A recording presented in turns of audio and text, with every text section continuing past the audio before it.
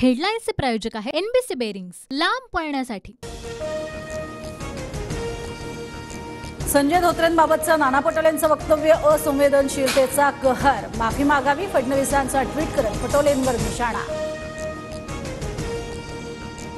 अकोल्याचे भाजप खासदार व्हेंटिलेटरवर केव्हा काढतील माहिती नाही, पण निवडणुकीतच त्यांचा व्हेंटिलेटर काढतील, नाना पटोलेंचं वक्तव्य। संजय राऊतांच्या सांगली दौऱ्याला काँग्रेस नेत्यांची पाठ, जागावाटप बदलणार नाही, सांगलीमध्ये मैत्रीपूर्ण लढत होणार नाही, राऊतांचं बैठकीत वक्तव्य। सांगलीची जागा लढण्यावर ठाकरे गट ठाम। सांगली भिवंडीत उमेदवार जाहीर केले, हा आघाडीचा धर्म नाही, वरिष्ठ नेते आघाडी धर्म पाळत नसतील तर कार्यकर्त्यांमध्ये रोष निर्माण होणार, नाना पटोलेंची नाराजी।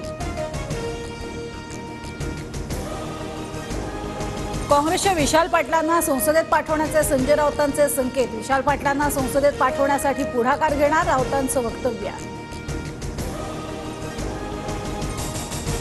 नाशिक रत्नागिरीवर जागावाटपात शिंदे गट आक्रमक, उमेदवारी जाहीर होण्याआधीच हेमंत गोडसेंकडून प्रचार सुरू, पूर्वतयारी महत्त्वाची, गोडसेंचं वक्तव्य।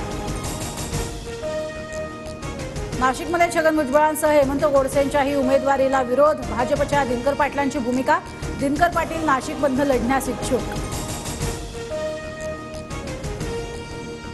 धाराशिवची जागा अजित पवार गटाला देण्यास शिंदे गटाच्या पदाधिकाऱ्यांचा विरोध, अन्यथा सामूहिक राजीनामे देण्याचा इशारा।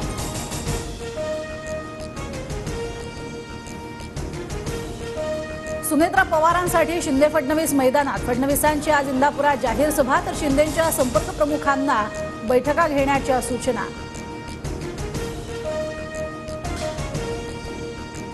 वसंत मोरे अकोल्यात प्रकाश आंबेडकरांची भेट घेणार, पुण्यातनं उमेदवारी जाहीर झाल्यानंतर मोरे आज वंचितमध्ये पक्षप्रवेश करण्याची शक्यता।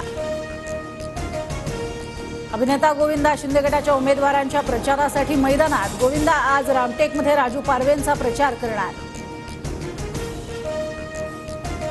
पवार गटाकडून भिवंडीत बाळ्यामामा म्हात्रेंना उमेदवारी, स्थानिक काँग्रेस नेत्यांमध्ये मात्र नाराजी, काँग्रेसच्या दयानंद चोरघेंकडून अपक्ष लढण्याचे संकेत।